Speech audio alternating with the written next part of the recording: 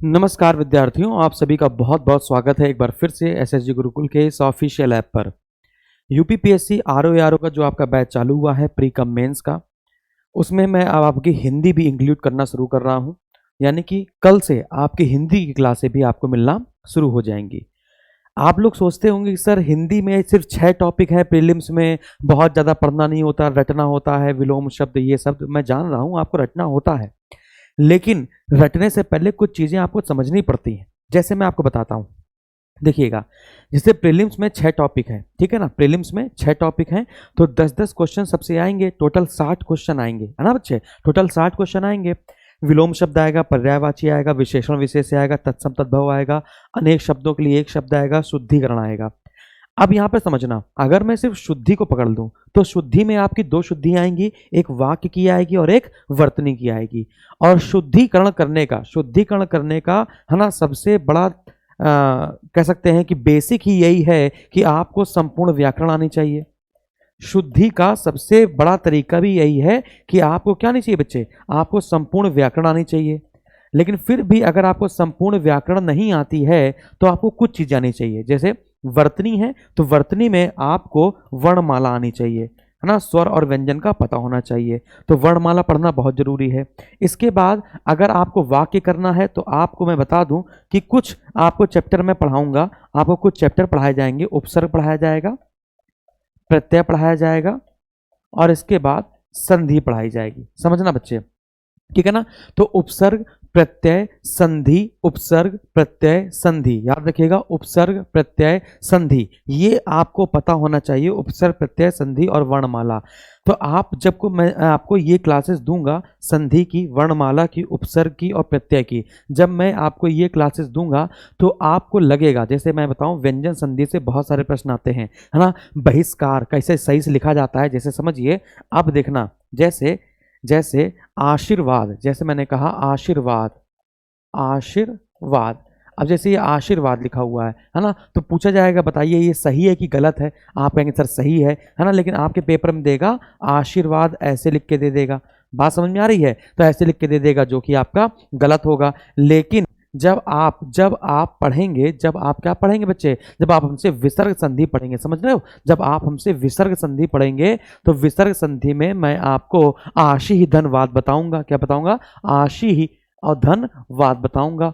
आशी ही और धनवाद बताऊंगा कि विसर्ग के बाद यदि अंतस्थ व्यंजन आ जाए तो क्या होता है, तो विसर्ग किस में बदलता है, तो आप कहेंगे आधे रा में। जैसे बही, जैसे बही और धनकार, तो ये हो जाता है बहिष्कार। क्या हो जाता है?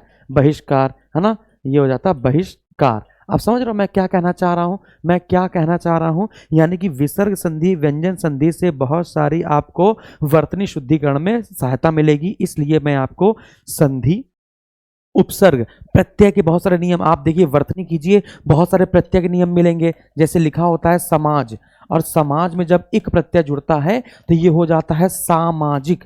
क्या हो जाता है? सामाजिक। जैसे लिखा है ऋषि और धन आ, जैसे लिखा है ऋषि और प्लस आ, तो ऋषि और आ मिलकर क्या बन जाता है?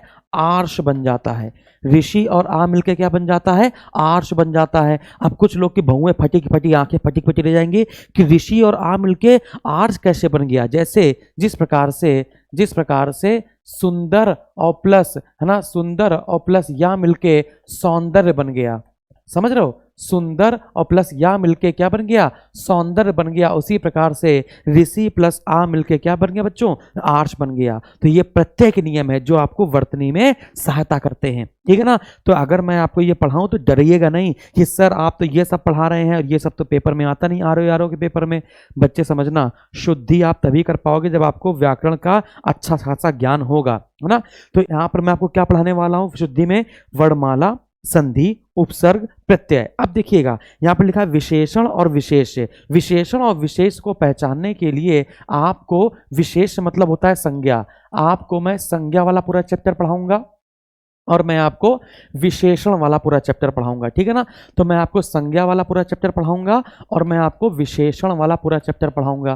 तो यहाँ पर संज्ञा और विशेषण ये दोनों मैं आपको पढ़ाऊंगा। इसके बाद मैं विशेषण और विशेष उसी में आपको बताऊंगा। ठीक है ना। विशेषण विशेष उसी में बता दूंगा, फिर प्राविशेषण वो सब मैं आपको इसी में बता दूंगा। बताओ समझ में आया। फिर तत्सम तद्भव, तत्सम तद्भव तो मैं आपको रटाने वाला है। तत्सम तद्भव पर्यायवाची करने के तरीके हैं, पर्यायवाची करने के तरीके हैं। जैसे मैं आपको बताता हूँ पर्यायवाची, जैसे जल, जैसे जल।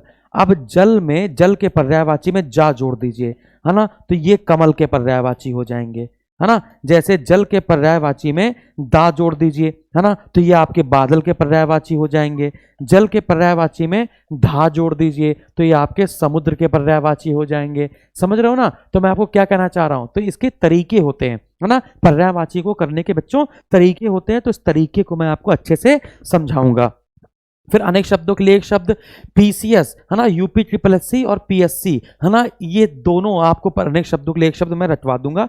5 क्लास से लूंगा, इसकी पांचों में आपको मिल जाएगा। तत्सम तद्भव के तरीके होते हैं, है ना। तत्सम तद्भव तरीका क्या होता है, तत्सम तद्भव तरीका आपका बहुत सारा होता है। जैसे छीर, है ना, छीर, छीर जो छा है वो खा में बदलेगा तो हो जाएगी खीर, है ना। जैसे जो होता है बेटा, है ना, बारात, है ना, ये क्या होता है बेटा, बारात होता है ना। जैसे बहू, है ना, तो वधू, तो बा बन जाएगा वाह। बात समझ आ रही है। इस प्रकार से इसके बहुत सारे तरीके होते हैं तत्सम तद्भव करने के, तो इसको मैं आपको सिखा दूंगा। बात समझ में आ रही है। जैसे बारात हमने कहा ना, जैसे लिखा बारात, तो बा किस में बच जाएगा, वाह में, तो हो जाएगा वर यात्रा। क्या हो जाएगा बच्चे, वर यात्रा हो जाएगा। ऐसे बहुत सारे तरीके हैं तत्सम तद्भव को करने के, टोटल 12 तरीके हैं तत्सम तद्भव को। उसको मैं मर्ज करके आपको दूंगा, आप आराम से कर ले जाएंगे, है ना। जो शब्द सीधे संस्कृत से आ गए हैं वो तत्सम रहेंगे, जैसे री हमेशा तत्सम में रहेगा। बात समझ आ रही है। इस प्रकार से मैं आपको बताऊंगा। आगे बढ़ते हैं। जैसे जैसे जैसे ये जो उत्क्षिप्त व्यंजन है, जैसे ये हो गया ड़ा और ये हो गया ढ़ा, ये उत्क्षिप्त व्यंजन है ना। तो ये किस में भी आएंगे, ये जिसमें भी आएंगे वो सब आपका क्या हो जाएगा, वो सारे के सारे आपके तद्भव हो जाएंगे। चाहे वो सड़क हो, चाहे वो ढोलक हो, ढोलक नहीं ढ़ा होना चाहिए, है ना, यानी पढ़ाई हो, पढ़ाई हो, चढ़ाई हो, है ना। इस प्रकार से ये सब उत्क्षिप्त व्यंजन है, ये सब हिंदी में लाएंगे, है ना। तो इस प्रकार से आपको तरीका बता दिया जाएगा। तो ये प्रीलिम्स में है। अब जो चीजें प्रीलिम्स में आ रही है वही चीजें आपकी मेंस में भी आ रही है, वही चीजें आपकी किस में आ रही है, मेंस में आ रही है। तो समझ रहे हो मैं क्या बताना चाह रहा हूं। अगर मेंस की बात बताई जाए तो मेंस में कैसे हम लोग पढ़ेंगे, मुख्य परीक्षा सबसे पहले गद्यांश। इतनी बार आपने पेट वाले पेपर में पढ़ लिया गद्यांश, लेकिन मैं आपको बताऊंगा कि टाइटल कैसे पहचानते हैं, उसका सारांश कैसे लिखते हैं, है ना, और जो रेखांकित किए जाते हैं उनको आप एक्सप्लेन कैसे करेंगे। 3 नंबर का शीर्षक आएगा, 6 नंबर का सारांश और 12 नंबर की, है ना, रेखांकित व्याख्या करने के लिए आएगी, है ना। जो पत्र होंगे उसके टेबुलर फॉर्म कैसे लिखे जाते हैं, पत्र के टेबुलर फॉर्म किसके लिखे जाते हैं, 15 अंक के ये आएंगे आपके, है ना। और पत्राचार में आपको ये देखना शासकीय अर्धशासकीय पत्र कैसे लिखा जाएगा, उसकी विशेषताएं पूछी जा सकती हैं। कार्यालय आदेश, ज्ञाप, परिपत्र, विज्ञप्ति, टिप्पणी, प्रतिवेदन, अनुस्मारक, ठीक है ना। शब्दावली हिंदी से अंग्रेजी, जैसे आपसे कह दिया जाएगा, जैसे कह दिया जाएगा स्मारक को अंग्रेजी में क्या कहते हैं, है ना, ऐसे पूछा जाएगा। प्रतिवेदक को इंग्लिश में क्या कहते हैं, अनुस्मारक को अंग्रेजी में क्या कहते हैं, है ना, ये आपसे ऐसे करके पूछा जाएगा, है ना। वाणिज्यिक परिभाषावली और प्रशासनिक, तो वाणिज्यिक और प्रशासनिक शब्दावली आपकी यहाँ पर पूछी जाएगी, वाणिज्यिक और प्रशासनिक शब्दावली आपकी यहाँ पर पूछी जाएगी। और ज़्यादा नहीं पढ़ना है, प्रशासनिक और वाणिज्यिक ही पढ़ना है, ठीक है ना। आयात निर्यात इंपोर्ट एक्सपोर्ट जो एंट्री पॉइंट ये सब करके पढ़ना है। और मुहावरा एवं लोकोक्तियाँ यहाँ पर पूछी जाएगी। तो 10-10 क्वेश्चन यहाँ पर 10-10 अंक के यहाँ पर चीज़ें आएंगी। इसके बाद खंड 2 में आपका, खंड 2 में वही सेम सिलेबस होगा, बस यहाँ पर एक आका पर्यायवाची हट जाएगा। विलोम, शुद्धि, वाक्यांश, तत्सम तद्भव ये मेंस में लिखने के लिए आएगा। और 3 निबंध आएंगे, 3 निबंध आएंगे। मैं आपको 3 निबंध जो है वो जो मैं आपको पढ़ाऊंगा उसको समझ लीजिएगा। एक मैं आपको लिटरेचर और कल्चर पे पढ़ा दूंगा, उसमें एक लिख दीजिएगा, महारत हासिल हो जाएगी और उसी को प्रैक्टिस कीजिएगा, पेपर निकल जाएगा। एक मैं आपको, है ना, योजनाओं वाले बता दूंगा, एक मैं आपको योजना वाला बता दूंगा निबंध, है ना, यानी कि जो योजनाएं चल रही हैं, यानी कि इकोनॉमी पे, यानी अर्थव्यवस्था पे एक निबंध बता दूंगा, कैसे उसको फॉर्म करना है वो बता दिया जाएगा। इसके बाद यहाँ पर तीसरा आप आपदा